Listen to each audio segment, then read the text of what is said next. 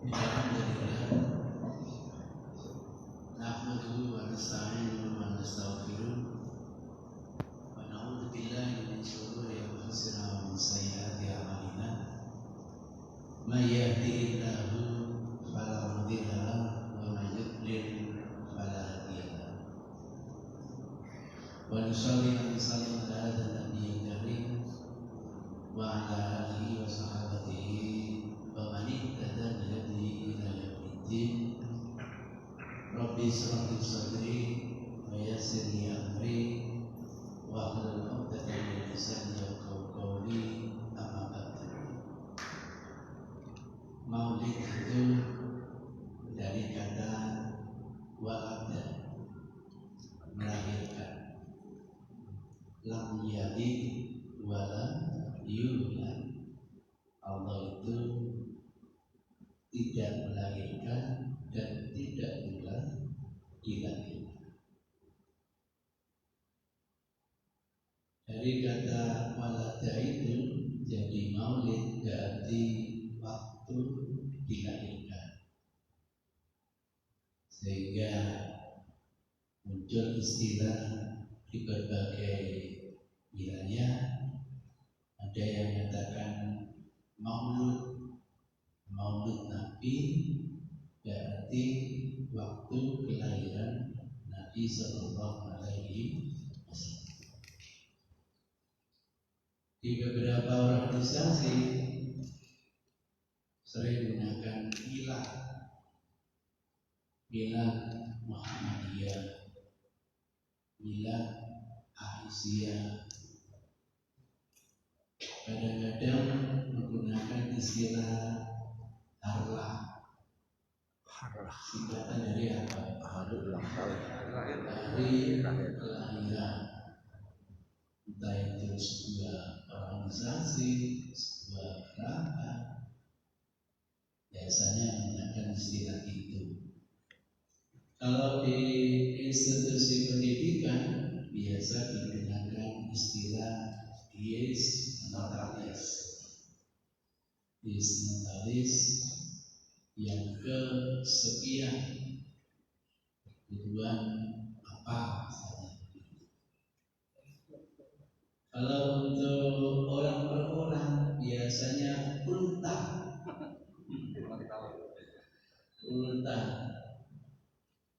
dari bulan tahun.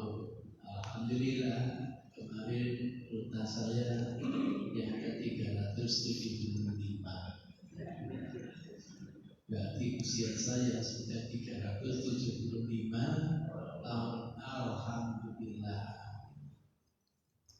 Itu istilah-istilah yang banyak digunakan. Saya terkejut dapat kiriman WA dari teman-teman Salafi. Ternyata orang yang pertama kali membuat tradisi Maulid Nabi itu adalah orang Yahudi. Iya, tuntutannya itu, endingnya itu adalah orang Yahudi. Saya tidak ada tahunnya berapa. Hasil penelitian itu dikasih tahu, sehingga nanti kita tahu, oh tahun ini pas peristiwa atau kerajaan apa, dinasti apa, tahuan. Yang saya pikirkan, kok baik ya Yahudi bikin kultur dalam rangka bagaimana umat Islam itu cinta kepada Allah Subhanahu wa Ta'ala, cinta kepada Rasulullah. Nah, kalau umat Islam cinta kepada Allah, cinta kepada Rasul, kira-kira terus jihadnya hebat. Padahal ini yang paling ditakuti Yahudi. Yang paling ditakuti Yahudi kalau umat Islam itu cinta Allah, cinta Rasul. Tidak tahu namanya hasil penelitian, bisa benar, bisa apa, salah. Saya yakin Itu gambar silsilah orang pertama yang adakan maulid itu mungkin untuk membuat opini ngapain ikut-ikutan, pola pikirnya apa yang mungkin itu pesan moral yang ingin disampaikan. Itu tadi saya katakan saya tidak dikasih tahu berapa orang Yahudi itu, kalau perlu biodata singkatkan orang Yahudi itu kayak apa background kehidupannya. Jangan-jangan orang Yahudi yang ahli kita. Kalau orang Yahudi yang ahli kita, waduh bagus. Berapa banyak kita itu mengikuti tradisinya Yahudi yang ahli kita. Misalnya puasa Asyura itu dalam hadis itu adalah tradisinya orang Yahudi, tapi Yahudi yang ahli kita. Kalau Yahudi ahli kita, menurut kaidah yang dicanangkan Imam Syafi'i saja, syar'un man qablana syar'un lana. Syariat sebelum umat Nabi Muhammad itu otomatis menjadi syariat kita. Karena gambaran Islam itu mulai dari Nabi Adam sampai Nabi Muhammad, saling melengkapi. Melengkapi atau menyempurnakan itu macam-macam. Dulu ada syariat yang sudah tidak lagi relevan, dihapus oleh Rasul sebelum sesudahnya. Itu melengkapi begitu. Dulu ada syariat masih cocok, kemudian dijustifikasi oleh Rasul sesudahnya. Karena hakikat satu-satunya agama yang nanti diterima oleh Allah adalah agama Islam, agama yang dibawa oleh para Rasul, mulai Nabi Adam sampai Nabi Muhammad Sallallahu Alaihi Wasallam. Tapi yang lain komentar tidak otomatis jadi syariat kita, kecuali kalau sudah ditakrir oleh Rasulullah baru menjadi syariat kita. Kita puasa Asyura walaupun itu tradisinya umat terdahulu ditakrir oleh Rasul, kita jadi ikut. Kita juga begitu. Itu tradisinya Yahudi tapi yang ahli kita. Mulai sejak zaman Nabi Ibrahim, kemudian ditakrir oleh Rasul, kita pun sekarang jadi ikut syariatnya Nabi Ibrahim, walaupun nanti disempurnakan oleh Rasulullah Sallallahu Alaihi Wasallam. Penyempurnaannya bagaimana tata caranya, apa perlu pakai kata, mungkin pakai laser dan lain sebagainya. Itu gambarannya. Jadi tidak apa-apa kalau dianggap promotornya itu orang Yahudi. Saya yakin mudah-mudahan ini yang dia ahli kita, Yahudi yang baik, yang ingin membangkitkan ruh cinta kepada Rasulullah Sallallahu Alaihi Wasallam. Ada lagi orang yang pertama mengadakan maulid Nabi itu ternyata Salahuddin Al-Ayyubi. Nah, ini mulai muncul tahunnya. Muncul kapan Salahuddin Al-Ayyubi itu menjadi khalifah, kapan dia mengadakan macam-macam, terbaca di situ. Sehingga bisa dibayangkan kalau kita di bawah pimpinan Salahuddin Al-Ayyubi, kita berhadapan dengan Yahudi, perang berkali-kali, Sampai alhamdulillah kita selalu menang.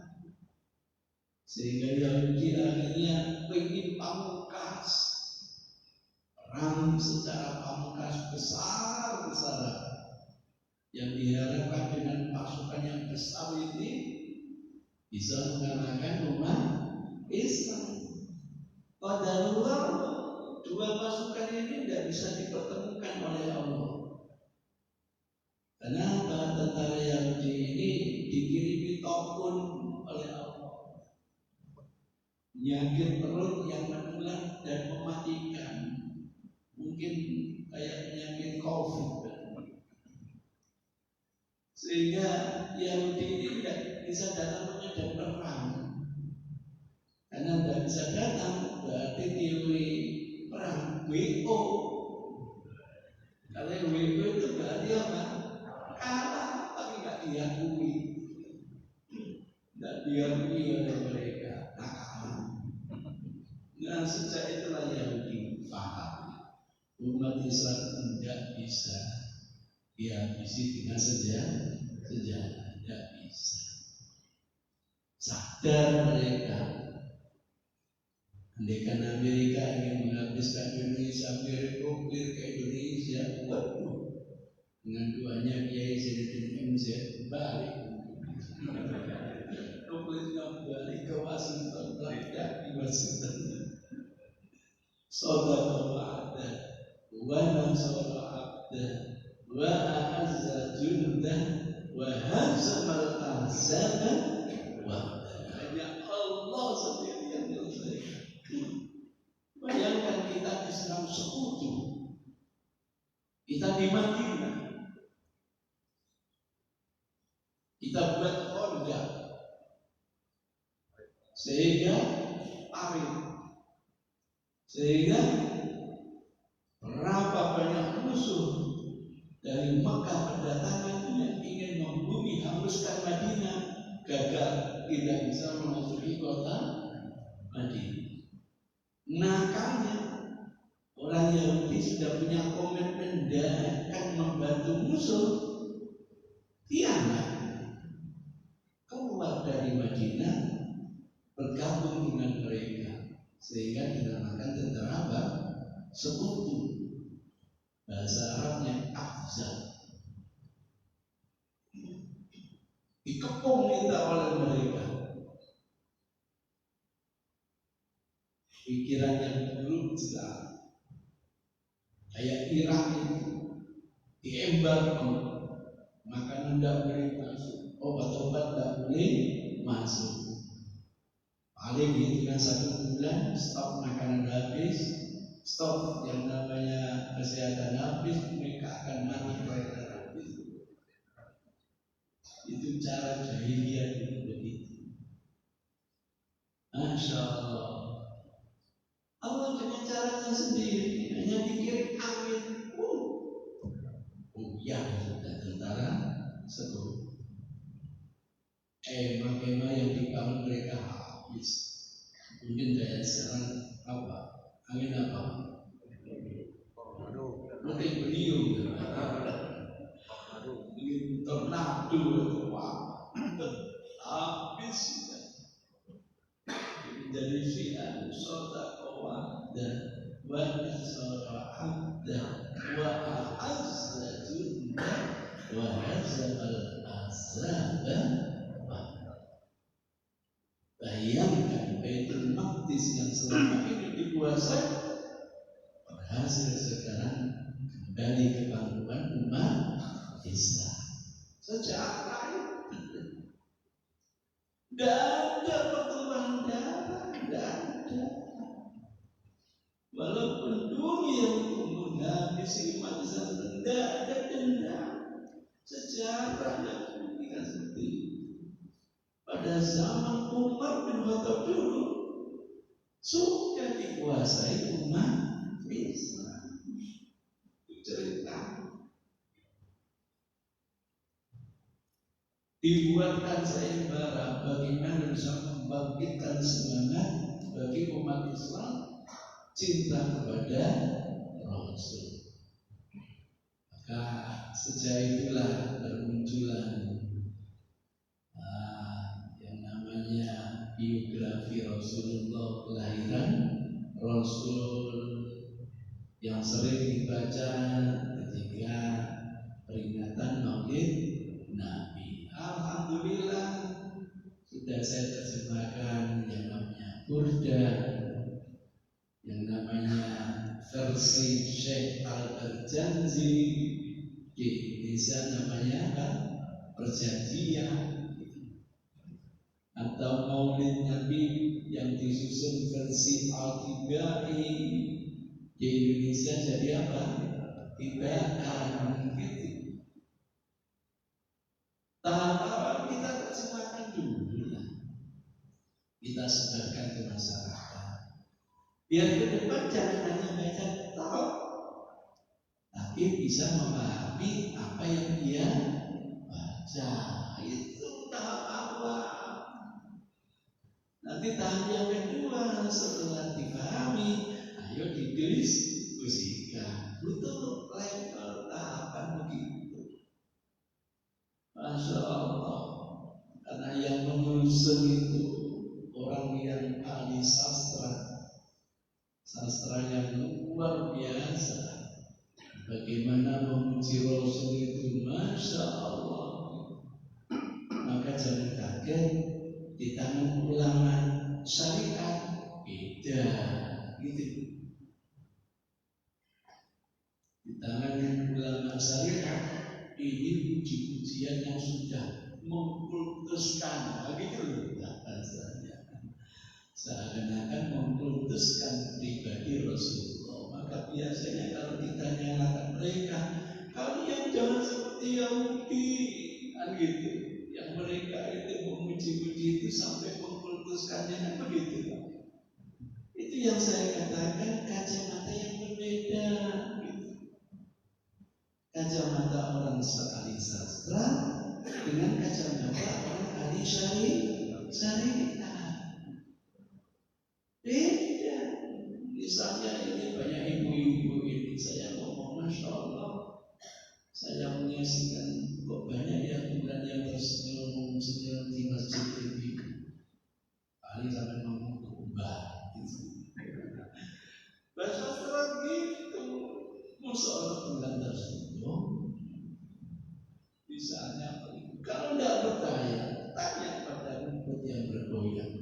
Dengan itu. Jadi begitulah. Jadi kacamata sastra, yang satu kacamata syariat. Tidak ketemu. Itu yang sering saya katakan, jangan menilai orang lain dengan kacamata sendiri. Mereka ingin meluapkan cintanya kepada Rasul, sehingga kalau saya cinta kepada cewek, ya Allah, di bukumu ada kamu, di bantalmu ada kamu. Oh, di mana? Terus kita anak-anak di syariat itu terus. Itulah namanya beda kalau kita tidak menilai orang lain dengan kacamata sendiri. Cobalah mereka berbuat itu, kacamatanya seperti apa? Endingnya itu kan ingin cinta kepada Rasulullah Sallallahu Alaihi Wasallam. Siapa tahu dengan cinta kepada Rasul melahirkan semangat, semangat terilhami kayak Rasulullah Sallallahu Alaihi Wasallam, menghabisi yang namanya Irak, pasukan sekutu di bawah pimpinan Amerika. Waduh, disetelkan film Rambo. Biar yang namanya pasukan ini kayak Rambo gitu. Itu ceritanya begitu, ingin memberi semangat kepada umat Islam dengan cinta kepada Rasulullah Sallallahu Alaihi Wasallam. Kalau ahli syariat, ini kamu cinta, kan sudah ada tuntunan dalam Quran. Qul in kuntum tuhibbunallah fattabi'uni yuhibbukumullah. Ini kacamatanya Al-Syariah.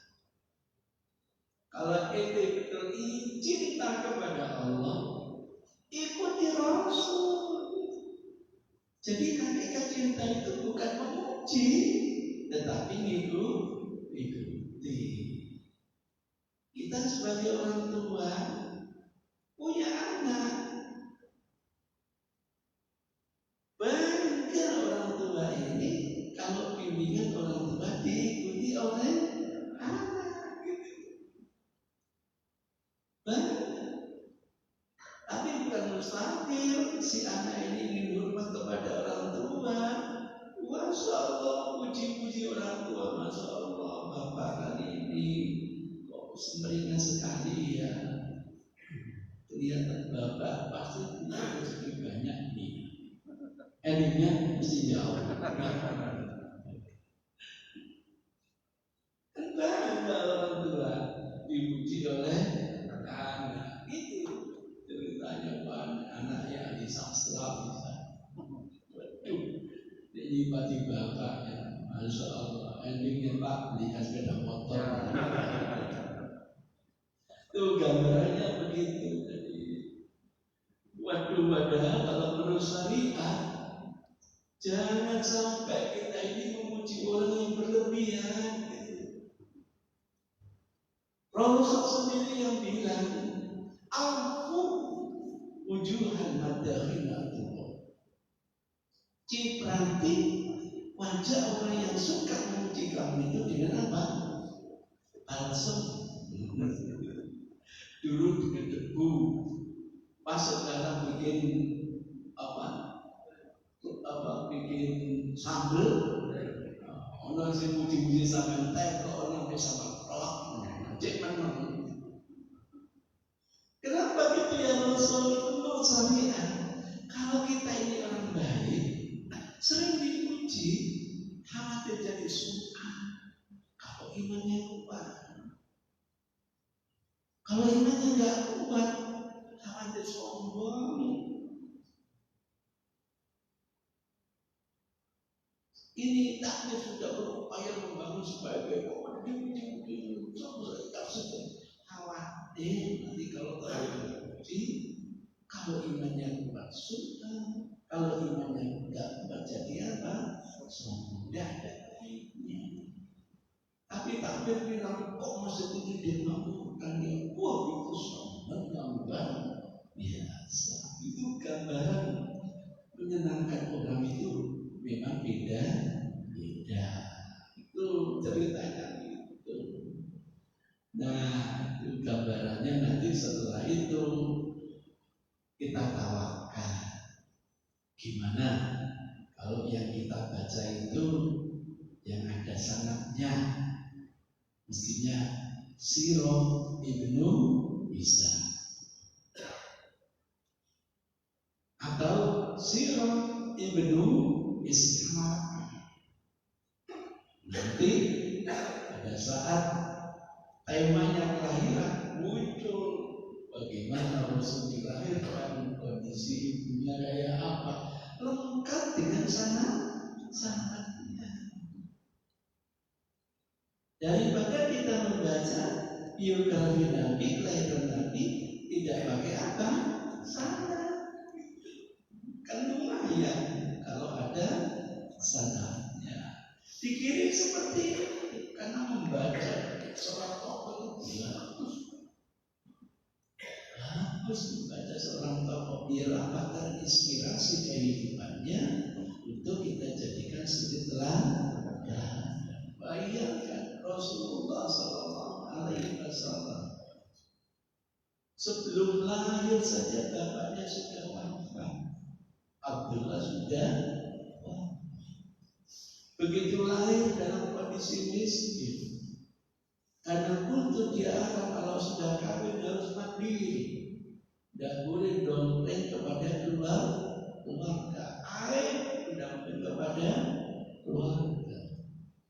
Nah, mungkin pada zaman itu kalau seorang wanita melahirkan berbondong-bondong para wanita datang memberikan jasa air susu. Siapa bilang wanita tidak kerja pada waktu itu? Yang terjadi keluarga konglomerat, sehingga kalau dia bisa memberikan jasa air susunya, dia dapat imbalan. Rasulullah yang dalam kondisi anak yatim, ibunya Masya Allah nggak mampu, maka tidak ada wanita yang mendatanginya. Padahal Muhammad yang baru lahir ini butuh air susu, dan ditemukan wanita yang datang. Ya siapa yang mau datang ke rumah ibunya? Dapat apa nanti kalau mau dijasa air susu? Alhamdulillah Allah mendatangkan wanita yang mukhlisah, tidak perlu dibayar kalimat sakti, tidak perlu dibayar. Dengan jasa itulah pantas kalau Halimah Sa'diyah dijadikan oleh Rasul masuk surga tanpa dihabis. Seperti ini, karena kondisi miskin, akhirnya ibunya bekerja, si Muhammad kecil pun ikut bekerja. Kemampuannya apa? Membawa kafir. Itu kehidupan Rasul untuk membantu perekonomian keluarga. Coba kita sekarang apa yang pernah mengalami nasib seperti itu? Wah, kalau sejarah-sejarah ini faktual, akan jadi ibrah, jadi pelajaran. Maka di mana-mana di negara barat kalau sudah memperingati kelahiran seorang tokoh yang dibayar sama ideologinya, ideologi kalimat itu kira-kira masih relevan atau tidak? Apa perlu dipoles sedemikian rupa begitu, Pak? Jadi yang dibahas itu bukan tanggal kelahirannya, tapi ideologi. Kapan ya dalam maulid itu kita bahas doktrin-doktrinnya Rasul itu kayak apa? Ada tidak yang expired misalnya dia lebih cinta kita kepada Rasulullah Sallallahu Alaihi Wasallam. Nah kebetulan Indonesia ini punya kultur memperingati hari-hari besar Islam. Kan itu. Nah karena sudah sebuah kultur, gimana kalau kultur ini kita jadikan media dakwah? Baik, kalau ditanya Ustaz, kulturnya peringatan Maulid Nabi apa? Mau jawaban salafi? Enggak Ustaz, gampang. Peringatan Maulid Nabi itu baik atau tidak? Pasti jawabannya baik. Allah semua mengira. Baik atau baik. Pernah diceritakan Rasul apa enggak? Pasti jawabannya enggak. Pernah dicontohkan oleh ulama positif atau tidak? Jawabannya enggak. Pernah dicontohkan salafus saleh apa tidak? Jawabannya enggak. Kalau yang kita anggap baik itu benar, Rasul yang harus pertama kali memberi contoh. Salafus saleh yang meneladani contoh Nabi. Karena tidak ada, maka itu masuk perkara yang diada-adakan. Bahasa halusnya itu agak kasar, bid'ah. Karena bid'ah tempatnya di mana? Neraka. Sama pertanyaan sama begitu Ustaz, boleh tidak zakat fitrah pakai uang? Dikirim zakat uang fitrah pakai uang itu baik atau buruk? Pasti jawabannya baik. Pernah tidak dicontohkan oleh Rasul? Jawabannya tidak. Pernah tidak dicontohkan oleh salafus saleh? Jawabannya tidak. Kalau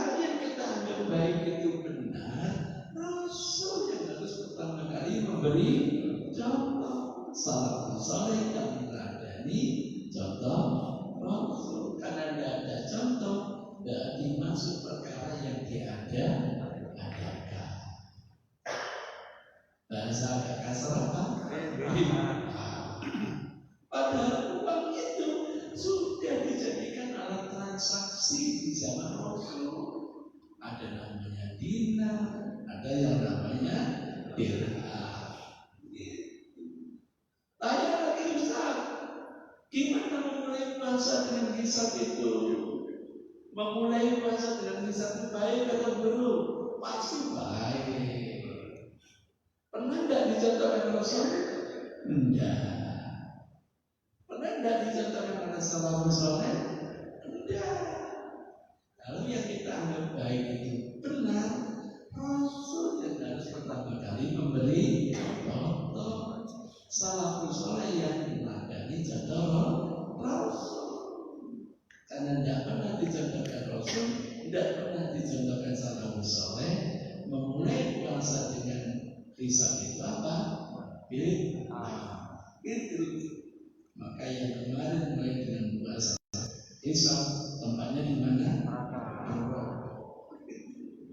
Apa caranya? Itu berbeda kalau starting pointnya kita anggap ini ritual atau kultur, misalnya gitu. Kalau kita anggap ini kultur, gak usah tanya dalil. Bagaimana kultur itu dikemas dengan cara yang tidak bertentangan dengan syariat, tidak bertentangan dengan akidah. Itu karena Islam itu menurut sejarah sangat menghargai kultur. Selagi kultur itu tidak bertentangan dengan akidah, tidak bertentangan dengan syariat, jangan. Tapi kalau sudah bertentangan dengan akidah, dihabisi oleh Rasulullah. Dulu kalau kita hidup dalam jahiliyah, kita dapat karunia anak, kita syukuri. Wujud syukurannya apa? Dulu kita jahiliyah, kita sembelihkan apa? Kambing, kita sembelihkan unta. Tidak ada aturan, yang penting binatang. Nanti datang Rasul jatuh. Kalau laki-laki berapa ekor kambing? 2. Kalau perempuan 1. Itu pun kalau mampu. Laki-laki maunya 2 tidak mampu, seekor. Boleh atau tidak mampu? Asal diambil oleh Rasul pakainya itu hanya seekor kambing. Maklum memang mampunya itu tidak apa-apa. Nah, darahnya itu ditaruh di tempayan.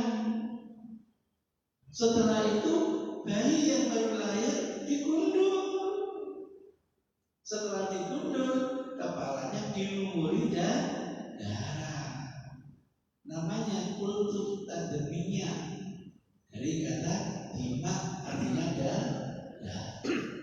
Rasul datang mendapatkan Islam. Apakah kultur ini bertentangan dengan Islam? Enggak, jangan. Cuma darah itu najis, diganti oleh Rasul namanya zafaron. Ini diparut, diperes, peresannya dilumurkan ke kepala. Kalau sampai balik gizi, ternyata di kulit itu ada zat ini bisa menumbuhkan rambut, bisa saya tidak bisa menjelaskan secara ilmiah itu orang yang ahli. Yang penting kalau dilumuri gitu rambutnya jadi bagus. Lihat rambut putri saya itu. Dulu saya kasih kunyit, dulu belum ada Johnson & Johnson. Walaupun ada teknologi, saya ingin natural. Sehingga kalau sampai lihat rambut putri saya, Masya Allah, kayak sangsling. Kalau nggak sangsling ya kayak Emeron lah. Nggak kayak rambut bapaknya juga. Itu ceritanya begitu. Nggak ada di kitab-kitab suci sebelumnya. Begini, kalau kita ikuti Zaidiyah, ada untuk kita seekor unta pertama kali melahirkan, tidak boleh dibisniskan, tidak boleh, harus dikorbankan. Baik atau tidak? Baik. Ini namanya kultur akhirah. Kultur apa? Akhirah. Sayangnya, nah kok disembelih dikorbankan untuk berhala? Dihabisi oleh Rasul. Lah hati tidak boleh lagi ada kultur apa? Hati. Oke, jangankan kultur ini, kulturnya Yahudi. Kulturnya Yahudi. Dulu kulturnya umat Islam, surat menyurat itu min Rasulillah ila umat dijabah diaman. Assalamualaikum dan wassalam, selesai. Tapi ketika Rasul ingin dakwah ke Kaisar Malik, penguasa India, penguasa Bizantium, penguasa Persia, penguasa yang namanya sampai kepada penguasa Najasyi, dibuatkan suratnya ada di Sahih Bukhari, Penulis. Mau dikirim, Abu Sufyan ngerti kulturnya mereka. Ya Rasul, kalau surat ini dikirim seperti ini, dianggap surat kaleng. Kenapa? Tidak pakai stempel. Oh gitu? Apa kata Rasul? Kalau gitu, buatkan saya stempel Allah. Dan teologisnya tidak ada. Itu hanya aspek legalitas. Dibuatkan cincin, kaligrafi 3 Muhammad Rasul Allah. Surat-surat yang akan dikirim stempel dulu. Itu kulturnya Yahudi.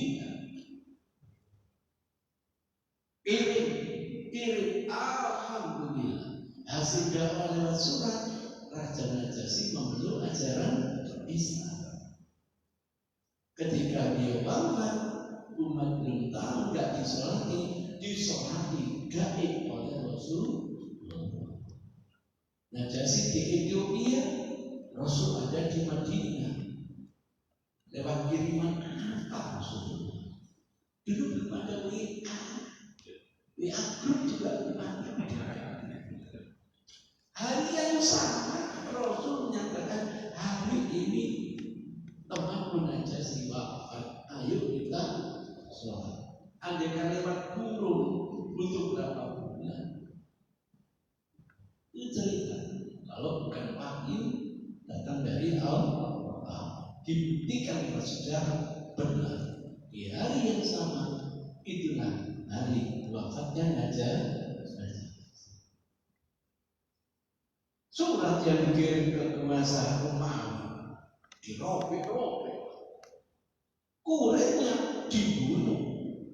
Padahal kultur sejak zaman Nabi Adam dulu, kuret itu tidak boleh dibunuh. Sampai sekarang tidak boleh. Oleh sebab itu Rasul berdoa, negeri akan dirobek-robek oleh Allah. Itu berapa tahun sih? Beribadi. Jadi Allah Subhanahu wa Ta'ala. Itu kulturnya Yahudi. Dulu sebelum kita ini kedatangan orang Yahudi dari Yaman, kultur kita kalau ketemu dengan temanmu anak berpelukan. Selama saya tinggal di Saudi Arabia, ketemu teman Arab, tidak pernah salaman, Pak.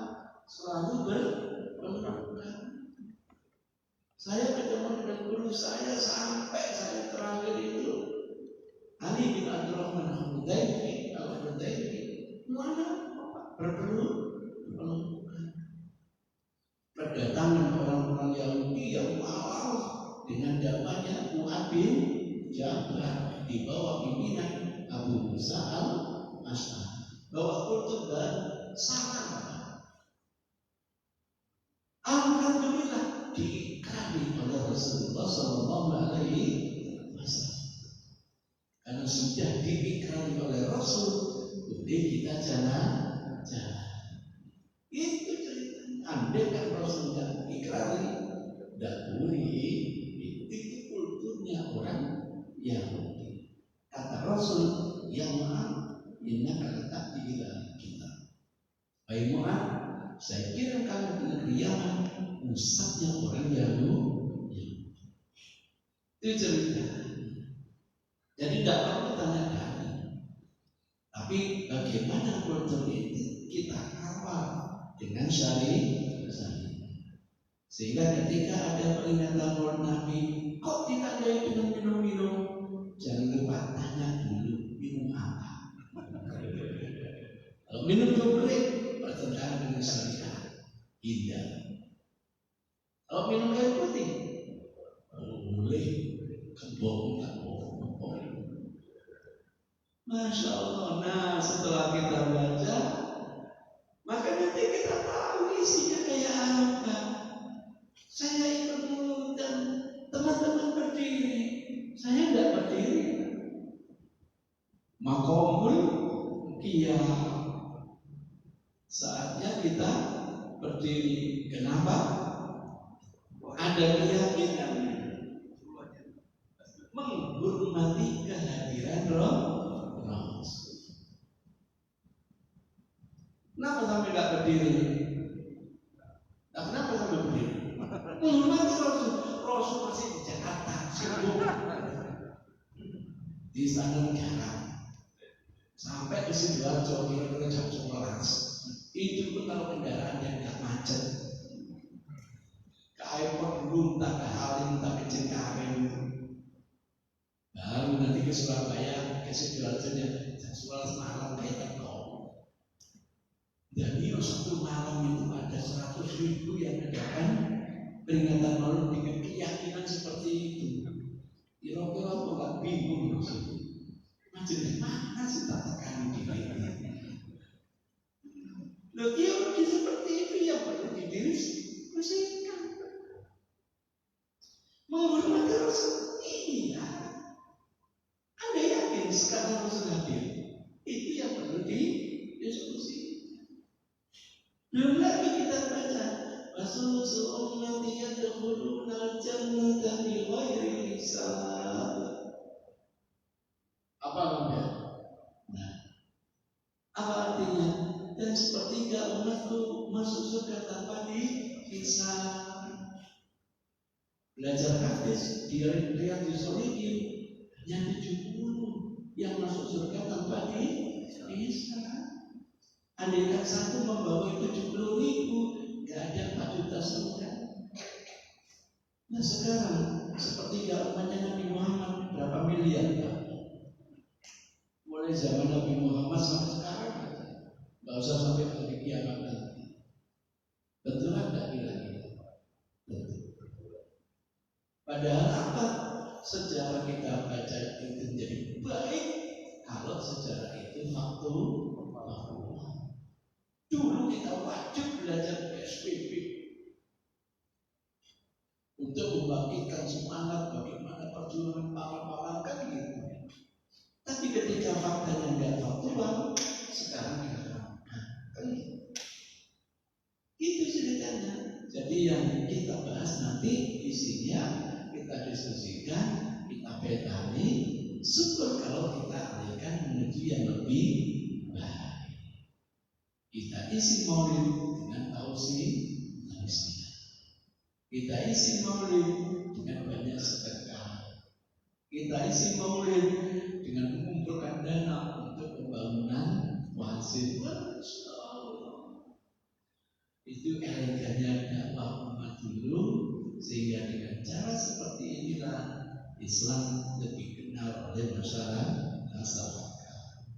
Saya kadang-kadang sering terpikir, kakak ini lainnya lebih dulu, tapi kenapa kok pengikutnya lebih banyak adiknya? Karena adik ini banyak kumpulan yang kumpulan surga, yang kumpulan kubroa, kumpulan yang suina, kumpulan tahlilan. Waduh, mulai lahir sampai mati itu kumpulan ya. Belum lahir kumpulan tingkat ya Allah, nanti lahir kumpulan lagi, nanti baru mancing lemak kumpulan lagi sampai dekat kurungan ini. Andai kan kita menjadikan media dakwah, Masya Allah, luar biasa. Itu bukti saja. Ini umat Islam dalam dakwah butuh belajar yang namanya antropologi, ilmu sosiologi, bukan datang ke masyarakat hitam putih. Enggak, cara Rasul itu fikih wakil begitu. Nah, kamu akan mendatangi masyarakat Yahudi, maka jadikan pola dakwah pertama syahadat Allah saja dulu. Jangan menyebut Muhammad. Mereka masih allergi kepada Muhammad. Sudah syahadat kita dulu. Fa'inhum atau kalau sudah taat mulai syahadat Rasul. Bayangkan Rasul yang dikehendaki mereka setelah Isa tetap dari Bani Israel. Nah, kok ternyata yang datang dari bahasa Arab itu anak keturunan dari orang hamba saya yang tidak diakui oleh mereka. Hajar itu diakui dia keturunannya tidak sah. Maka walantak doang kalian walan masalah itu caranya itu. Tapi kalau syahadat ilahnya kuat, mudah-mudahan nanti syahadat Rasul. Nah, kalau sudah syahadat Rasul, implikasi darinya mulailah ajari sholat terlebih dahulu. Bukan untuk urusin kafah, itu proses itu harus ada ilmu yang namanya antropologi. Begitu maka saya tertarik. Kenapa ini ada jidol kan gitu? Ada nggak jidol zaman Rasul? Zaman sahabat? Ada? Ada nggak? Nggak ada. Kalau itu baik, Rasul yang harus pertama kali ngasih contoh kan begitu. Karena tidak ada contohnya berarti apa? Bid'ah. Apa teman kita sebelah? Ini bukan untuk motor, ini hanya menandai waktu azan, waktu mancing. Nanti untuk menandai kumpulkan dengan tetap dengan azan. Itu ceritanya. Kita laksana. Gimana? Kita laksana. Apa? Kita laksana. Kita laksana. Kita laksana. Ya Allah, kita laksana. Semua kita yang telah. Jangan dianggap beda itu sesuatu yang dimodif karena kearifan lokal.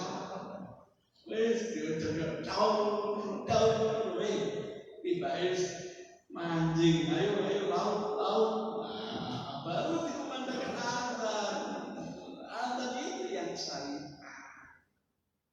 Jidol itu modifikasi. Ya apa diganti koneng ya. Oleh sebab itu nggak usah tanya hukumnya, ada nggak hukumnya pakai jidol kausa. Itu kulturnya bagaimana mengumpulkan orang itu repotnya luar biasa. Syariatnya nanti ditandai dengan dengan cara begitulah akhirnya si ahli itu banyak mengikutnya gitu. Kayak kakak ini itu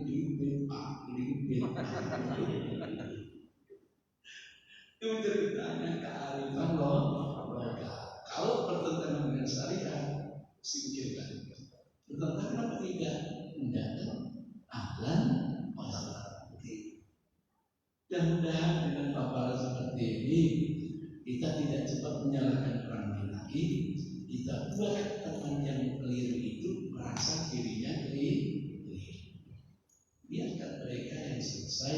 Oh, saya kalau mau tidak model ini berhadapan dengan saya.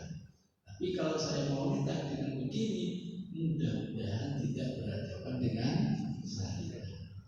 Indah kalau format dibuat seperti ini, kita menjadi orang yang lebih bijak di dalam